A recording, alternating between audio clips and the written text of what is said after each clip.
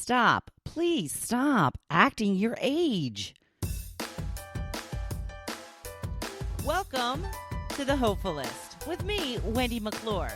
This is where we turn those nasty, negative thoughts into positive and work toward a happy, fulfilled life.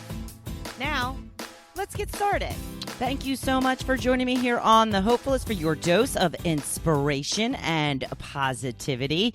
The quote of the day is, the older you get, the more important it is that you don't act your age. Do not act your age. Going right into the good news, you can now eat your coffee cup. That's right. A country in Europe is the first to offer the BioBite Cup at their local soccer stadium. It consists of a 100-calorie vegan biscuit in the shape of a cup, so you can just eat it when you're done instead of tossing it into the trash. So environmentalists unite, vegans unite. You can get your coffee fix without adding your carbon footprint, and you won't be breaking any of your dietary rules or guidelines as well. So how about that? What do you think of that? That's pretty darn cool, right? So let's get on into the topic of the day. We're talking about acting your age and how you shouldn't be doing that. We don't want you to be acting your age. Not at all. I don't know about you, but being a grown-up, yeah, it's not all it's cracked up to be. I remember when I was little thinking that everything would be so amazing when I was an adult. You know, be able to do whatever you want, buy any type of food you want, and the biggest deal of all, stay up as late as you want. But it doesn't seem to be all that I dreamed it would be, which is part of the reason why I was way too serious and even stuffy most of the time. Isn't it funny how things seem to flip-flop as you age? When you're a kid, you have to be dragged into bed for an afternoon nap or even at night. Now I'm like, come on. When is it going to be 8:30 so I can go to bed and not feel like a total loser? We would all love to have a chance at an afternoon nap, I'm sure. Have dinner made for us each day, and oh my gosh, have all our bills paid? Yeah, this grown-up thing isn't all what I thought it was going to be. But the one thing that is really cool is we get to decide how we want to act every day, and no one can tell us that we can't. Think about how goofy you acted as a kid. You made fart noises on your arm. You made fun of the girls and boys you liked. And sometimes you just twirl around in your dress to see it fly out. Now, I'm not saying you should be doing any of these things while in a business meeting, but let that freak flag fly a little here and there. One of the biggest changes in my life once I left my pessimistic ways behind was I embraced my inner goofball. And you can too. I used to worry so much about being cool. And I'm not sure why, because I don't think I was ever really cool. But yeah, I would have never done silly or outrageous things because this is what nerds do. Or so I thought. And if only nerds are allowed to be silly, then call me nerd number one. That's how much I have come around. If you want to sing at the top of your lungs while driving to work, then by gosh, do it. If you want to dance around the kitchen while you make dinner, yep, go ahead. If you want to bust on your spouse and your kids, they'll just have to deal. My husband and I are constantly teasing each other, and we often do it in a dry sort of way that may come across wrong in public. Like, there are times, and I really do need to stop doing this, but I'll tell him as we're walking through Home Depot or Walmart or whatever, if he annoys me, I'll be like, you better stop annoying me. I'm going to punch you in the face. Then we'll just keep walking along like nothing was said at all. So I'm sure that some people probably think I'm a real bitch. Now, it would be completely different for him to say this to me in public, but we know this. But do keep in mind that it doesn't really matter what others think of you, you know, as long as you aren't threatening violence. Like I said, maybe I should hold back on the punching in the face to when we're just in our own home. And I do say that a lot there in our outdoor porch as well. He knows I'm not really going to punch him. Sometimes I playfully punch him, but, you know, that's cute. It's fun. He doesn't always like it, but too bad. I often also always get songs stuck in my head because I really do go around my house just singing random songs that pop into my head. What's even more fun is when I start making up my own words to the song. I have to say, I'm actually pretty good at finding words that fit and flow, having to do with whatever we may be doing at the time. I can't think of any examples right now, but there are times when I hit something just right, and my husband gives that belly laugh at some of the words that I have chosen to make up, and it feels really good to know that I've given him that belly laugh. So being goofy, it's really good. It's good for you. It's good for the other people that you are with. So give it a good go. Be the goofball that you are at heart. I think part of the reason that we start to lose steam as we age is because we stop playing so hard.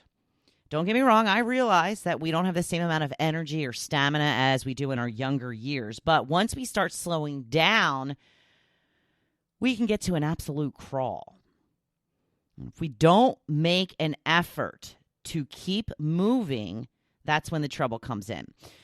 We often stop being active because we think that is something for when you are young. We actually look forward to it. Oh, I look forward to the day when I can just slow down. You just kind of figure that's what happens, right? But I think that is where so many of us go wrong. As you may or may not know, I'm a pickleballer. Yes, I love me some pickleball. If you aren't familiar with the game, it's basically a cross between ping pong and tennis. It's a lot like tennis, but the court is smaller and it's not as taxing on your body. It is something that has me moving way more than I would have in just the past few years. And I've been pretty active for the most part in the past. I've been an avid bike rider and I love to kayak, but this is much more physical than that. And it burns a lot of calories, which is always good for when you're trying to watch your weight, right? A session usually lasts about 2 to 3 hours, sometimes not as long, but generally about 2 to 3 hours. I'm 51, and there are days I'm completely wiped out. But it's very popular with people much older than me. And I heard some people talking the other day about playing in their 70s when their parents would have never been able to be so active at the same age. So think about this. I'm talking about a sport that is so majorly active. You're running back and forth across the court. You're constantly moving. You're taking shots. You're having to chase the ball when it goes out of bounds. I mean, it's just constant movement. And a lot of the people I play with are in their 70s. Let me tell you, they kick my ass. They won't this time next year because I have been working hard, as you all know, because I'm tired. I'm sure you're all tired of hearing about it. But think about people in their 70s, the people that you knew that were in their 70s when you were growing up, or maybe even just, a decade or so ago. Are these people that you would have pictured playing a sport like tennis or pickleball at their age? More than likely not, because we're evolving, we're staying healthier longer, we're living longer. It all ties together. So we are living longer, as I mentioned. We're healthier for many more years in the past, and we should make sure to take advantage of that. There is a man that lives across the lagoon from me who is 84, lives by himself, gets around amazingly. He loves to garden and grows so many things. His backyard looks like a produce section. He is out in his yard all day long, tinkering with this or that. He always jokes to me and everyone else that the worst thing for a retired person is the couch and the remote control. My stepfather, also in his 80s, gets around great, lives by himself, is able to still take care of himself completely, still drives and has hobbies that keep him occupied. Now, once you decide to just sit in a chair and do nothing all day, that's when it starts to go downhill. Not to mention, that's really not much of a life. My mother spent the majority of her time sitting around watching TV, and she wasn't very healthy. She was not very happy either. She died in her mid-70s. Now, she had health issues for a long time, but sitting around doing not much certainly didn't help. And as I've said many times, please stop sitting around watching other people's lives. Go out and live your own. Stop acting your age, for goodness sake. Be goofy, have fun, sing loudly, and dance when you can. Take up new hobbies and activities. You may just find something that you will become addicted to, like I have with pickleball. The only way to find out is to keep trying new things.